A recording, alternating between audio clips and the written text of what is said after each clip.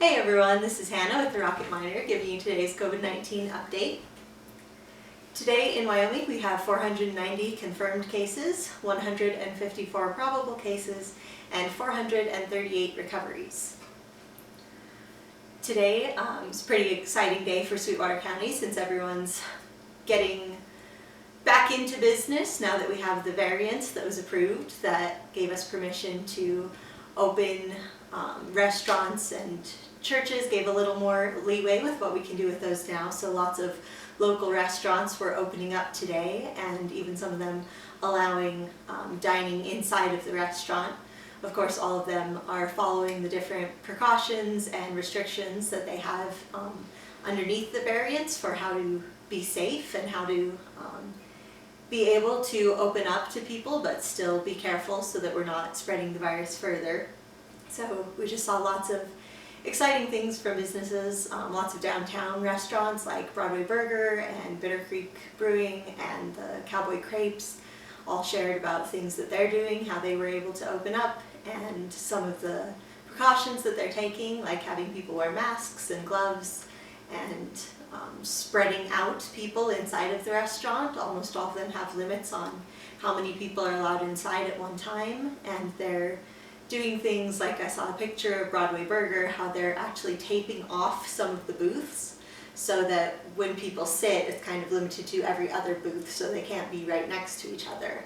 So all the restaurants are taking the different precautions that they need to be careful, but all sounded very excited to be open again. I know a lot of people are excited to be able to go and enjoy that experience of eating out now. And of course, Governor Gordon spoke yesterday and he gave more guidelines about where the state is at. Obviously, the different counties are kind of in different places based on the variances that have been granted for them. So we all are kind of figuring out what the next steps are and where each county is at individually on what we're able to do. But Governor Gordon did say that as we get later in the month past that May 15th date, then we'll start to see things for the whole state opening up more with these restrictions and precautions in place, but just trying to take steps forward to still be cautious about not spreading the virus or having another surge in cases, but also trying to keep our economy going and be able to find a sort of new normal for life as we go forward and are still cautious, but going back to some of the things that we haven't been able to do for a while.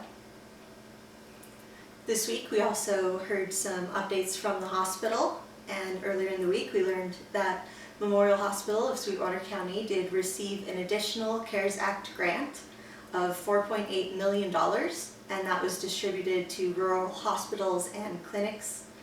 Hospital CEO Irene Richardson explained that those grants will not have to be paid back, and they will help the hospital meet their financial goals as they go forward. They explained during the hospital's Finance and Audit Committee meeting, Chief Financial Officer Tammy Love explained that the hospital has seen a decrease in revenue, about a 25 to 30% decrease in revenue due to the COVID-19 pandemic. And I saw a comment on Facebook today from someone that was saying, why are hospitals losing money? We're in the middle of a pandemic. Doesn't that mean that more people are going to the hospitals? They should be the ones who are getting more money through this.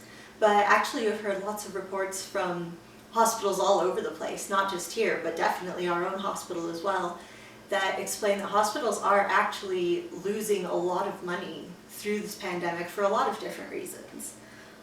At the Memorial Hospital meeting, they explained that, for one thing, hospital expenses increased in March due to COVID-19 preparations. So as they were getting ready to deal with the pandemic, they had to spend more money on supplies and labor and the different things that they needed to get our hospital ready to deal with the pandemic, and setting up the incident command center.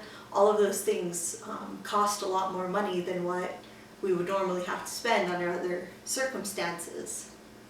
And then another reason that hospital revenue during this time has decreased is because of things like the hospital's surgery department deciding to postpone elective surgeries. So the surgeries that don't have to take place right away, most hospitals have been postponing those and not doing elective surgeries right now for the sake of helping to contain the virus and not spread it and not put people who are even more at risk because they're recovering from surgery, put them at further risk because of the virus.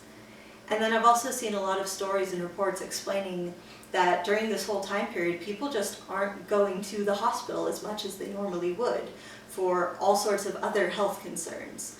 Or if they injure themselves, then maybe they don't want to go to the emergency room when otherwise they would, but they don't want to be exposed to the virus.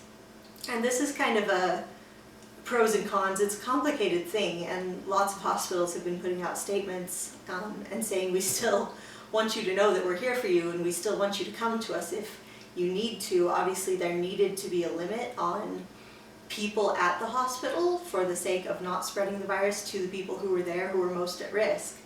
But lots of hospitals are saying don't injure yourself and then say, oh no, I can't go to the emergency room because of COVID. They're saying we're still here, we're still going to help you through it and take care of you.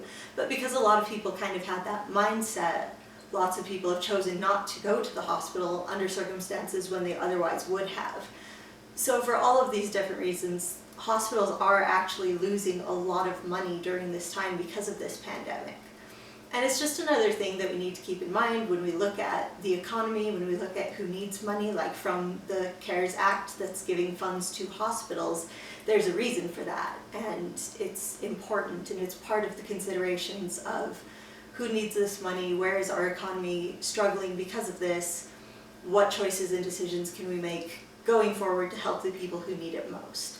So that's all just an interesting thing to keep in mind when we think about who's being affected by this. Our hospitals are being affected in so many different ways, and that's important to keep in mind. The last thing I wanted to let you guys know today is that tomorrow is Arbor Day, and a few places locally are going to be giving away some free trees for that. Here in Rock Springs, the Ray Lovato Recycling Center is going to be giving away free trees and shrubs from 9 a.m. till 2 p.m. They just ask you to bring down some recycling. So if you have just a couple cardboard boxes or plastic containers, you can bring those by and trade those off for a free tree.